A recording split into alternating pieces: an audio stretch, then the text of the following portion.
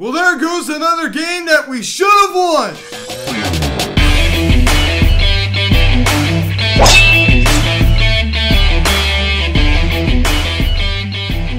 Yo, what is going on, everybody? Welcome to the Phillies Stats Videocast. Here recapping tonight's game between the Philadelphia Phillies and the Washington Nationals. As the Phillies lose 2-1 to the Nationals as you drop the first game of the three-game series, as we have the two horses going tonight, Max Scherzer and Zach Wheeler, and Max Scherzer defeats Zach Wheeler, but they both pitched a very, very good game. Now, guys, before getting into this video, please subscribe if you have not yet.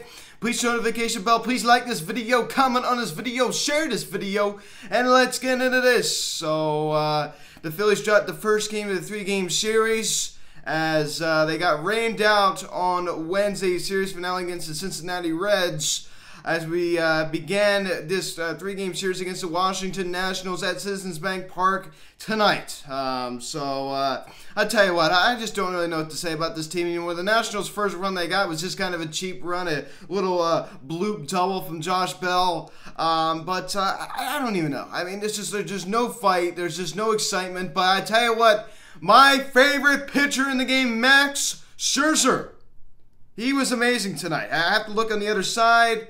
I mean, even his fastball is good. I mean, around 95. Like, his fastball is even good. I mean, his cutter's good. I mean, I tell you, that curveball is just downright unfair. His changeup, his changeup's also very, very good. I mean, I just love Max Scherzer. By far, my favorite pitcher in the game. I just love his work ethic. I mean, this guy works harder than anybody. This guy's a workhorse. This guy is just a beast. I love Max Scherzer. He's like two different color eyes. I mean, I gotta respect him, and of course, when we're playing, I want to beat him, but I respect this guy so much. It's so cool to see him pitch. I actually had an opportunity to go tonight. Unfortunately, I just had plans, but that would have been really, really something to see Max Scherzer pitch. That would have been really cool. I always would love to see him pitch in person.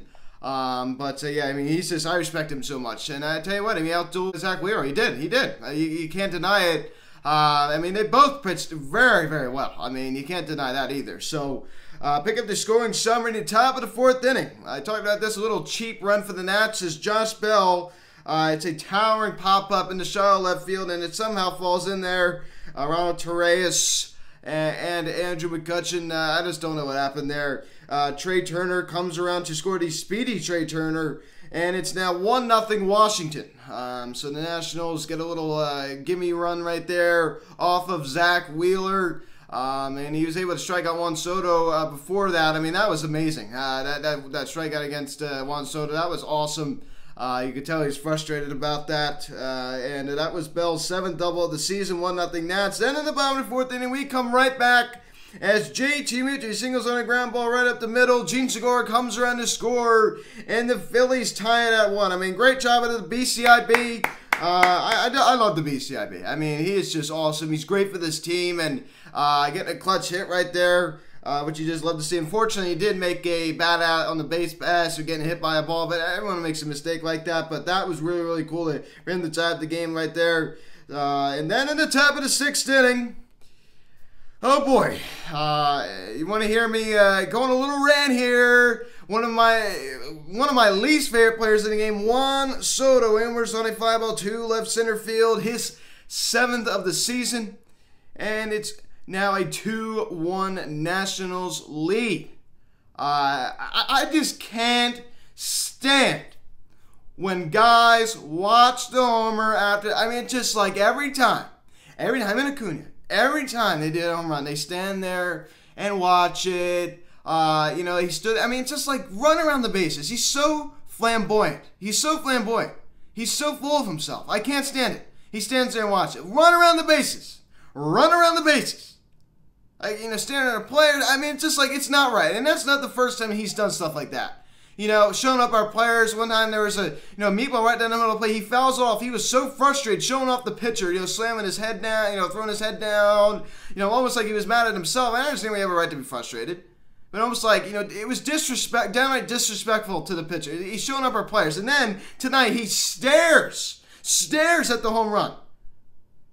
He just stands there and run around the bases.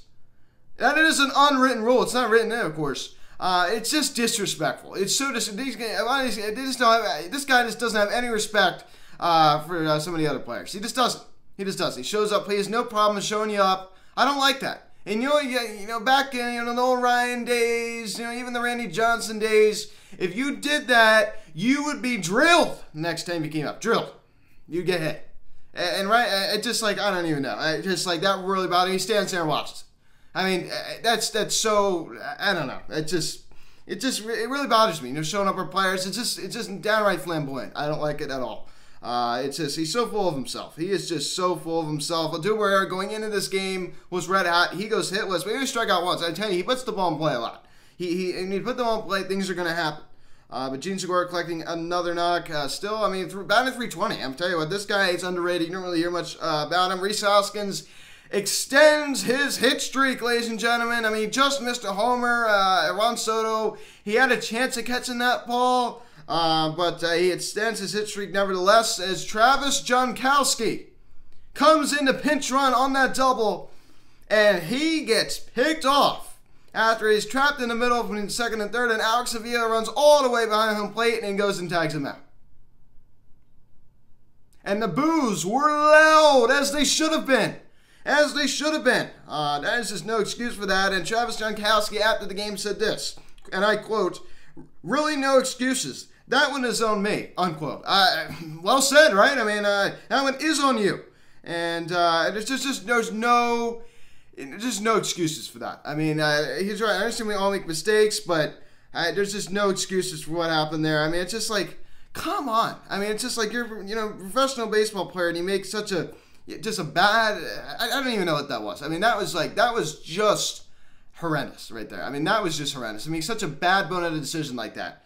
And a little interesting stat for you, too. Juan Soto, at the time they hit the home run, he now has 11 career home runs at Citizens Bank Park in 80 at-bats.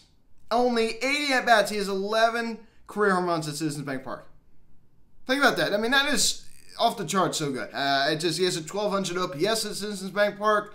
This guy loves hitting against the Phillies, especially at Citizens Bank Park. Not only does he love hitting against the Phils, especially when it's at Citizens Bank Park. So Juan Soto continues to just murder this Phillies team. So that stat really shows you there. JT went to the BCIB with that ribby single. And Brad Moe needs to stop trying to kill the baseball so much. He just needs to have a more simple approach. It seems like he just swings too hard sometimes. And Andrew Kutcher with a 2-hit night. Outblown with that little gimme infield single. He's still striking out so much. The strikeouts for Outblown are a problem. And he needs to get that under control. But Ronald Torreyes, after coming off of a game where he hit that home run, he goes hitless. But it's just been so long, right? I mean, we got, boy, oh boy. I mean, all these days off, right? I mean, it's just been so weird. But I tell you what, not impressed with the Phils tonight. I mean, offensively, I mean, we got to get Harper back. We got to get Didi back at some point. We take a look at Zach Wheeler's start. 7 1/3, 5 hits, 2 runs. 2 runs are earned, 2 walks, and 8 Ks. He was very, very good. He was looking at his stuff well. He's blowing it by guys. I mean, he's a power pitcher. He generates a good amount of ground balls. He gets a lot of strikeouts. And he gets smacked with the loss. Undeservingly gets smacked with the loss. He did not deserve to get smacked with this loss. Technically, I mean, look at the line. I mean, he got the loss. So, I mean, technically he did. But, I mean, we didn't give him any run support.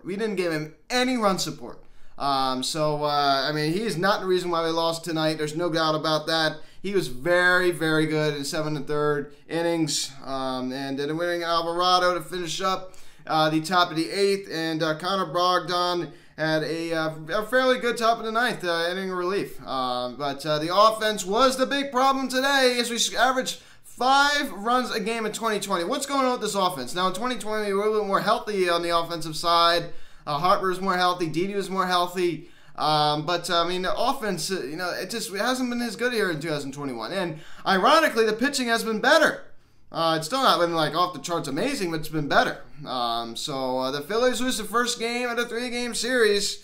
As you take a look at Max Scherzer's start, 7 2/3, 5 hits. So they both allowed 5 hits. 1 run, the run was earned. That was the RBI single to JT. We took 1 walk and 9 strikeouts. So he struck out 1 more batter and walked 1 less batter. So they were both very, very good. I would say that Scherzer, of course, was a little bit better. But they were both, I mean, neck and neck, man. That was just a great showing tonight at Citizens Bank Park between those two guys, two studs, two horses. And Daniel Hudson, he shut us down. He really, really did. He shut us down. And so did Brad Hand pitching the final out of the ball game. So that's how it ends. That is how it ends. So I don't even know what to say anymore. I mean, it's just like the offenses can't wake up. And not to mention, there's that boneheaded play that Travis Jankowski makes. I mean, what's going on? What is going on with that? And you see Joe Girardi just had like a stone cool look on his face, like, what just happened? And that's not Joe Girardi's style of play, and that's not my style of play. I mean, what in the world was that? I mean, like, run back to second. You see, I mean, Alex Avila is charging. I mean, at that point, it was too late. Once he was like towards the pitcher's mound, it was too late because he just could have thrown it. But once you realize, hey, he's coming, get back. He just stands there. He just is frozen. What? That's not how you play baseball. That's not how you do it. I mean, that's just not how you play baseball. Like, I don't know what in the world he was doing. Why are you standing there? What? I mean, was he like lost? Was he confused? I mean, clearly, I didn't. That was weird. That was so weird. I don't have words for that. And he's laughing about it in the dugout. I don't know if you saw it. He was laughing about it, ladies and gentlemen. Now, I don't know if maybe he said something to me. Sometimes when you do something stupid, you're like, ha. Oh, man, I can't believe I did that. I mean, sometimes you strike out, you see these guys strike out, they have like a smirk on their face because they're upset at themselves. I hope that's what it was, because I really hope he wasn't laughing about making that mistake. I do not find that funny at all. I mean, that pretty much cost us the game. I mean, who knows? I mean, because that out took a lot of pressure off of Daniel Hudson. Ricky Bidalgo talk about that. That out took so much pressure off. I mean, you have a runner at second, nobody out. You're facing JT. Now you have nobody on with one out facing JT. I mean, that's a pretty big difference right there. And then JT ended up striking out. And then David Martinez, the Nats manager, went out and brought in Brad Hand. So, I mean, like, I don't know. That was just, man, I don't have words for that. Weird. Just weird. I mean, it's just like there's no excuses for that. There really isn't. And you're on the verge of, he really even shouldn't be on this team. He's the only reason why he's on this roster because of all these injuries we're having. So, if you're looking to stay on, making those kind of bonehead decisions is not going to help your cause. I think that goes without saying. But I tell you what, some takeaways. What do I always say? I'm going to go back to the Juan Soto topic. What do I always say?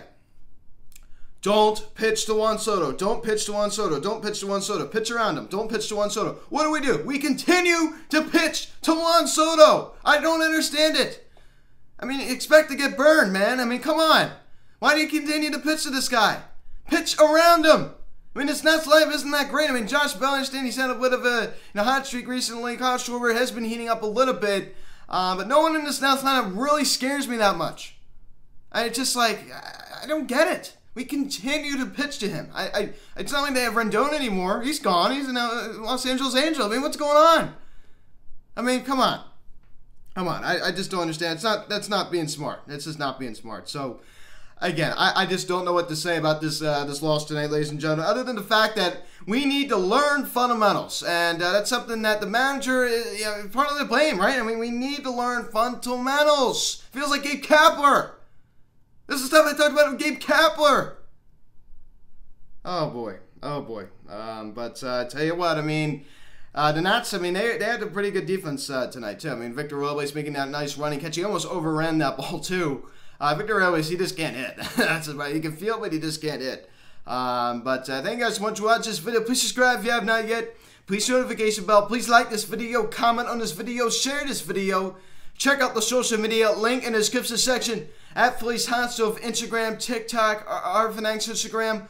Call or text 267-225-3392. Email me, phillieshotstove@gmail.com. 4 or 5 the first pitch tomorrow, day game. I forgot to mention this, full capacity at Citizens Bank Park started tonight. A packed house at CBP. You always love to see that. So 4 or 5 Joe Ross, 2 and 5 with a 5.40 ERA going at Spencer Howard. Let's go more than 6. 0-1 with a 5.56 ERA. I mean, I expect to win tomorrow afternoon. I'm going to be there. I am Luke, and I will talk to you later. Let's go, Phillies. That was just disgraceful. I'll see you guys.